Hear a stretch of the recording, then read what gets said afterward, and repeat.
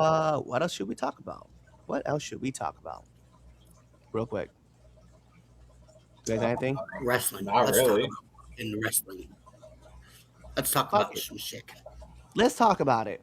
So we're gonna go right into the debate topic, and we're gonna start off with year one on Netflix. Let's talk about how Raw was on Netflix this year because some people said this has been a great year. Some people have said this has been an year. Some people have said this has been an average year. Let's talk about it. What do we got going on? So Twitch, lead us off. That was horrible. It is what it is. It is what it is. That's pretty much all you could say about it. Like, I tuned in for one reason and one reason only, and that reason didn't appear. Uh, I Right? when they Fuck. announced that it was a Stranger Things collab, I didn't have high hopes for it. I am not a fan of Stranger Things. I don't like it. I made it through season 1 and I thought it was dumb. Uh so I like I said, going into this I didn't have high expectations for it. A lot of the matches fell very meh, and to be honest, the main event was probably the worst of them all. Like, the ending for Braun Breaker and CM Punk was horrible. It was a great match, horrible ending. Well, let's take this further back, right? Let's not just look at this past episode. I'm But not. I'm not. I'm let's talk about the whole year though, because I'll be fair, it was meh at it was best. underwhelming. It was underwhelming. It really was. You hyped it up to be a big deal that we're going to move to Netflix and things are going to be different and it's going to be a little bit edgier now. It ain't been edgier. It's been bullshit. Yeah, I was like, it definitely hasn't. It's definitely not like as what I kind of thought it was. Even if it was like you wanted to slightly make it edgier, it's not there yet. And obviously, WWE still has like their deals that they have to maintain with like Mattel and all that. But it's still like you guys kind of told us like, hey, you're getting this different product, and it's not. It's I feel like I'm just watching the previous regime that told us that you are in charge, and it never was. Like, it was some bullshit, and so I'm still dealing with that bullshit. Yeah, Lou, what's your thought process? Um,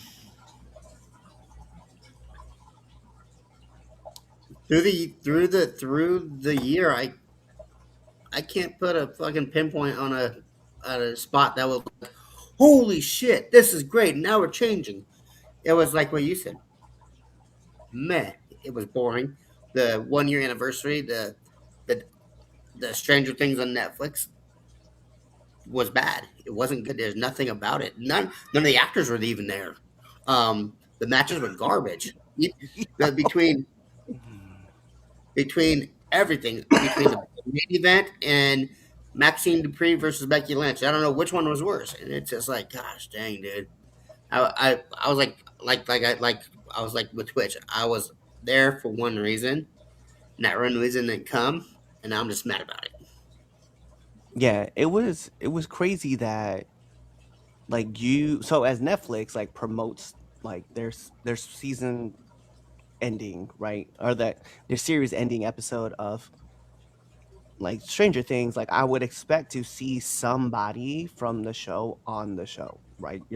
You have all these opportunities where you bring on Daniel Fisher, you bring on anybody else that's like representing Netflix, right? That's doing a TV show on there. How do you not have any of the cast members like David Harbaugh, Harbor? You don't have Winona Ryder on the show. You don't have Finn Wolfgang, right? You don't have Millie Bobby Brown on the show. You don't have anybody on the show. Why is that not a thing? You know, and not to mention that this is something we'll talk about later in the episode. But this was also a problem that I had too, even with the Stranger Thing episode. Like you signed Javon Evans to a deal at a commercial break. Like we didn't get to see that. This is supposed to be like the next big thing that you're talking about, right? Evans is, that boy is bouncy, and we didn't get to see it, so we had to check it out on Twitter. Like we had to see it on X that you had this happen. Like there was a lot of misfires this year, just this whole year. There was a lot of misfires. Like we talked about it last season, right, with Rey Mysterio and Logan Paul, like their first match, right, on Netflix, and it was a bust, right? Like there was a lot of mishaps, a lot of errors, and we all kind of questioned whether, like, we know Logan Paul can like rehearse a match, and he rehearses over and over and over again, and he's got it right, and he can add his character work into it, and he does all these great things to it, but we all questioned right off the bat, like, hey, can he do this week to week? Like, can he wrestle matches week to week? And if not, that's a problem. That's a problem that we're having for WWE. And now we're seeing that it's not just a problem with the fact that he has trouble doing it week to week, but we're starting to see it more and more with all these other wrestlers who are being called up. And that's kind of worrisome for me that you have all these people, you have this performance center, you're doing all this stuff, you're training really, really hard, and I can value all that, I can see that, I understand that, but then like you have all these like errors that happen left, right, and center. It's like, what the hell? What are we doing? Um, appreciate you, Chaz. Like you just told you he's in the ether.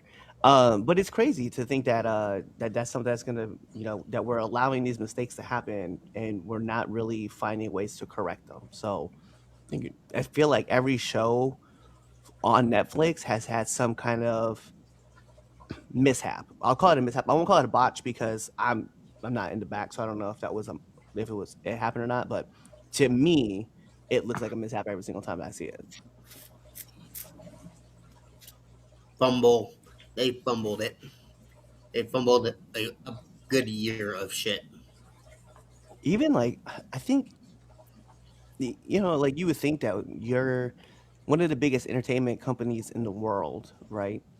And you're still averaging the same amount of viewers that you did while you were on cable.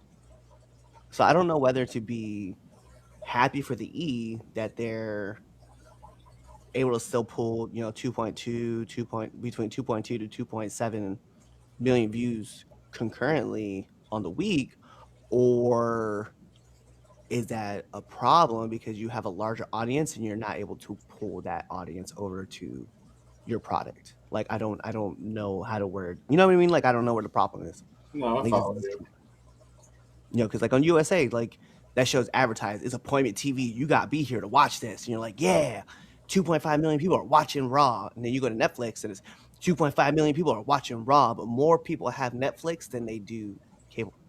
I was like, that's a problem. I don't have cable. I have Netflix though. Yeah. So I think that's crazy. Um, yeah, and I think that's a big problem that we're having. We're having these errors. And I think part of it is probably because they don't do house shows as much anymore. Like It I could think be. I think there needs to be maybe like 2 or 3 house shows that they do a week where guys can just go and rehearse their stuff, right? Because that's the only way you're gonna get cleaner at the things that you're doing is more ring time. Like it's a blessing and a curse that they don't have to work 200 days a year, right? It's a blessing that they don't have to work 200 days a year, but it's also a curse because what you ended up doing is going from 52 times to roughly about 70 times, and that's a huge loss of like you're talking almost 2/3 of your match your ring time, so Yeah. guys can clean up mistakes, they can work on stuff, they can figure things out, and you're not getting that no more, so that's a concern of mine, especially with the E, because that does out the product. Let's talk about the Maxine Dupree versus Becky Lynch match, right? Like why is it that that match is as quiet as it is, but Rhea and Io versus the Kubik Warriors is on fire? Like we have personalities of two people. Maxine being like, okay, can't cheat for this. I don't give a fuck right now at this point. Maxine is the face, Becky's the heel, and Becky is not antagonizing this crowd enough to warrant a response. So they don't listen and they don't really care about the match. This is for a championship. We're talking about the Intercontinental Championship, the Women's Intercontinental Championship. And this is supposed to be like a fire match. And for some reason, Becky Lynch, who is the man, who is, regarded as one of the best wrestlers, best female wrestlers ever. I didn't just say it, other people said it too, like Sports Illustrated and Jesus Christ. Bleacher Report. But like the crowd doesn't care about the match because you're not doing your job. Like, and I know Becky knows this, right? And if you by chance hear this and you're saying I'm spreading misinformation, come on the show, argue about it with me. But like, you're meant to feed into this crowd. Give them something to hate you so that they can love Maxine. But Maxine isn't getting any love either because she doesn't know how to respond to the crowd to get them with her outside of the straps. That's the only thing. It's like I need more from you as a babyface, and I need more from Becky as a leader. Like I need you to lead this girl around, like teach. Like but you're not doing it. Crowd was not behind that match at all. And they hyped the fuck out of it. And we got hyped because the promos that they fired were good promos, They and were. the actions that kind of led to it were good, right? But then it was a dud. Even if you take the crowd out of this and watch that match, after seeing the promo from Maxine on where she's at the fucking dungeon with Natalia working on her wrestling, and it was sloppy. Even Becky was sloppy, and it's the crowd sees it too, and it's hard for me as a fan to be like, I want to watch this match. I want to cheer this match on super loud. But you're not giving me anything in that match to be like, oh shit, did you see that? No, it's sloppy. Right. And I get it. Like part of it is, I think part of it is Maxine's character is like as she's like going through like this change, like she's just meant to dirty things up. Like I feel like that's part of it because like Natty, like if you guys watch Natty, like in like Bloodsport, like Natty, she dirties things up. Like she gets into it, and it's lit. So it gives like a real fight feel to it.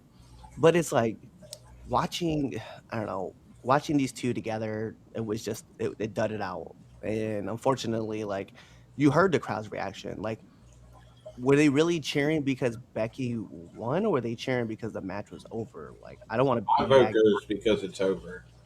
Yeah, and even like the way that Becky, like that's the thing too, is like when Becky grabbed that rope, and she's grabbing a rope from underneath and pulling down versus like having her hand on top and pushing down. You know what I mean? Like you're pulling the rope down. Like it's just there were so much things I had problems with the match, and it bothered me because I'm like, yo, this is the E, like this is the top of the top, like you the cream of the crop, and like you're missing. Like why are you E- missing?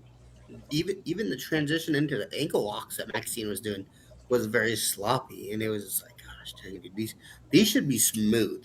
You guys should be able to. You guys are professionals. You guys are, like you said, cream of the crop. You should be practicing these things, and you're not, and you can tell. That's the part. That's the bad part about the hunt being in the Triple H era is what I'm going to call it. Is he gives a shit. He gives a care about the wrestlers in there and them wanting to be home a little bit more. So they're not at the performance center. They're not doing as many house shows. So it's rust, and then you can see the ring rust. Yeah, I don't know if I would necessarily call it ring rust, but Yeah. it's definitely there's definitely you're absolutely right that there's definitely mishaps that are happening, like a lot of mishaps, and they need to dial those in more. Like it is crazy to see that like we're seeing a lot of, and it's only it's not to be funny, but it seems like it's kind of coming up with a new crop of kids not being able to kind of move. And I don't want to call them kids because that's not fair, but it's the new crop of wrestlers that are coming up versus like the old regime. But unfortunately, my other problem is like I said with Becky. We used to get on Becky because she would call out the match. Like whenever people got lost, she would just arm drag, and then she would like hit the arm drags. But like yo, Becky, we need you to turn like this character that you're doing on Twitter and on Facebook in your promos.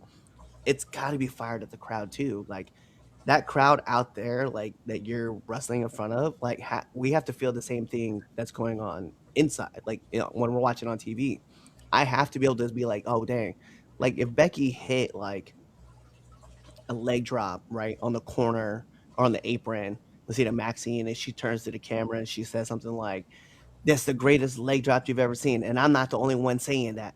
Other people are saying that too, and then we cut the commercial. Like you're giving me a reason to oh cool Becky's giving me something and yeah I mean we joke about Nia Jax but Jesus man at least Nia Jax when she dropped the leg drop she's like my whole like we talked about that forever. This is what I'm saying like I want you to give me those moments and I don't need your face to get broken to give me that moment, you know what I mean? Like I was just thinking Yeah. about that earlier today when it popped up on My my whole, on my my Twitter. whole. My whole life. That's what I'm saying. Like y'all remember, or like like she's out there like beating up like R-Truth, and we're laughing about it, and then she gets 619 by Rey Mysterio and gets caught with a RKO. RKO, and then gets thrown out the Royal Rumble. Like we talk about those moments. So I need I need Becky to give me more as a character on TV because I just don't. I I believe her. I believe her character, but she doesn't wrestle like how her character is portraying herself right now, and I need that. That's It's fair. it's crazy because you got Becky and Maxine cutting these fire ass promos and then looking like shit in the ring. But then you got Io Sky and Rhea, uh, and the girls tag team division right there. They don't cut as many promos, and their matches are fire. Yeah, It's so crazy to me how this is I working, feel but like I feel like at least every week we're getting a Kabuki Warrior promo. To be fair, so it's always Asuka backstage yelling, and then she yells Kyrie, and that's the promo. Like, yeah, but and that's over too because the crowd does it too. Like if you I listen dig to the that on show, that. they Kyrie. do it. Kyrie, like it's so And she funny. just, she's, oh shit. But it's like the most awkward time because you know it's coming, so we're all waiting for it, and then she Yeah, does it, and then like we all do it too. So, see, and like, but again, when you watch Asuka and you watch Kyrie, like they're antagonizing the crowd constantly. They're talking yeah. trash about them. They're talking trash about about Rhea or Io. They're talking trash about whoever. Like, I just love the fact that they're willing to give hands to everybody. I believe them right when they're in the ring, like when like Lash Legend and Nia Jax are there standing up in front of them, they're like, "Yo, we're ready for battle. We're ready for everybody," you know. That's And right. then they talk trash to the crowd and they talk trash to their opponents, and I like that because it makes me invested. But when I watched that last match, man, with Maxine and Becky, I said it in the group chat. I was like, "Yo, give me something, please." John Cena talked about it, man. We talked. He's retired now, but John Cena talked about it with Evans, right? And he talked about it on Cody's podcast, and he was like, "It's a conversation. Like I'm gonna speak, then I'm gonna let the crowd speak, and then I'm gonna speak, and I'm gonna let the crowd speak, and we're gonna have this conversation going back and forth." And he's like, "I could just have one conversation and you know, beat up a Javon Evans for 45 minutes, and the crowd's not gonna really be into it."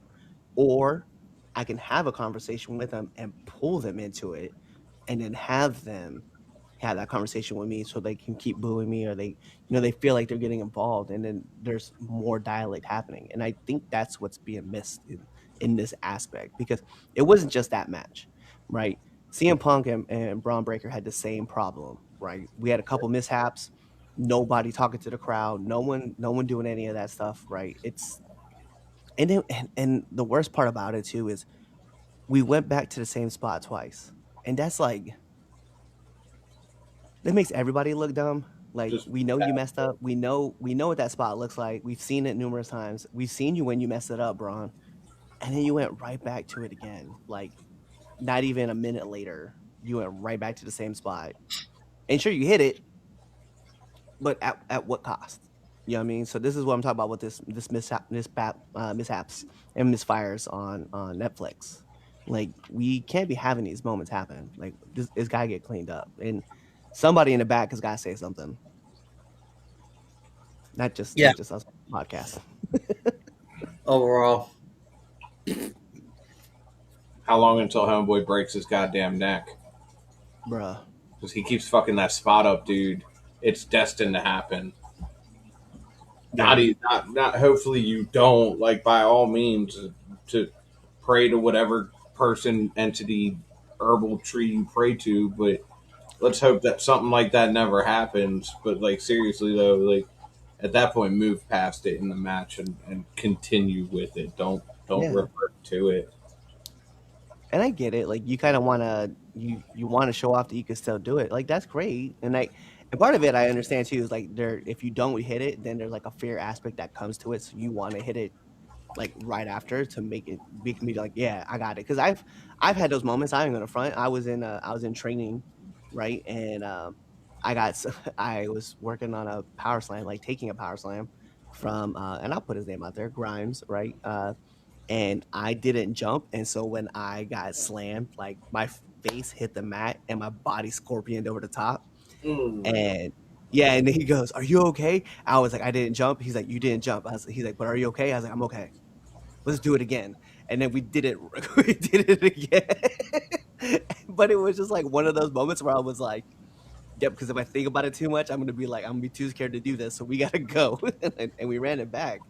But yeah, that's again like I was at practice when it happened, like not on live TV National doing television, yeah. yeah, now we're international TV where everybody can see it. So I feel like this year though, this last year in at Netflix, it's been a miss like for more times than not. All right, we'll get final words with you all. Go big or go home because last year wasn't it. fix it. Bet. All right, so I don't disagree with Twitch's take. I find it intellectually bankrupt and egregious misguided. The main event was perfectly fine. Now Uh let me say something right quick because I've been staring at this since he put it in there.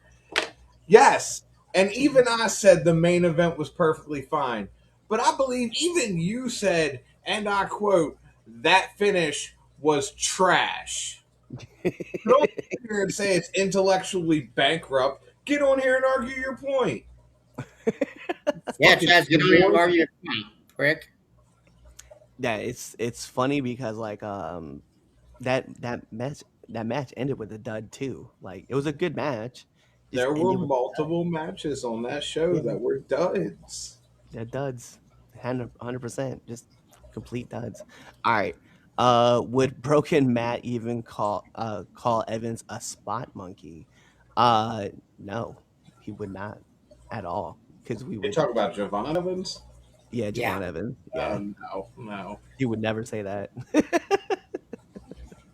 I only ask because he jumps around a lot, and that is a big complaint at a certain point in time. Well, I feel what you're coming from, what you're saying. I just think, Matt Hardy would know not to say that because he's white, and people may take that the wrong way. I would And, say and that, Where's my daughter? She'll say it. oh god. God, Even with him jumping around a lot though, that's his gimmick. Like that boy's bouncy. The fuck Chad, is that? That's Chad, this is Chaz having this fun sounds Yeah, with like a you stop Brady fucking Bunch. around, man. somebody gave him a soundboard and now he's having fun. Yeah, now he's playing around. Fucking Um, nerd. but yeah, go back to it. It is crazy to think that Matt would definitely watch it. He probably would refer to him as like a spot junkie. He might change that up, but like Yeah. I it is his gimmick. Like I mean, literally the opening words in the song is that boy is bouncy. That's his So whole gimmick. Like that's his gimmick. That's his thing. He just jumps. You know, he's got big moves. He's got that amazing cutter that he hits too. So I'm not. I don't think he would spin it that way. Also, I think Matt Hardy is very careful about his word choice, especially knowing the climate. So, uh, What's up? It is your friendly neighborhood Red Dog, and thank you for checking out this episode of the 3 Count Podcast. Whether that was Chaz and Friends, Red Dog Friends, Damian Friends, The Film Styles, Now Entering the Ring, Now Entering 201, or Now Returning to the Ring, all those good episodes. You should really be liking, commenting, and even sharing this with your friends, family, whoever it may be. But what you all should be doing is checking us out on all of our social media platforms at 3 Count Pod. Whether that's on IG, Twitch, you can check us out on Threads, whatever it may be. And if you go check us out on X, it is 3count_pod. Check us out on YouTube, as well as Facebook, on Rumble, on Apple Music, on Spotify. All those fun things. Tell your mom about us, your dad about us, your aunties, your uncles, your brothers, your sisters, your cousins, and your best friends and your enemies, because we love haters too. Do all that stuff. And then, last but not least, buy our merch on foryourwear.com or prowrestlingtees.com. Kawaii.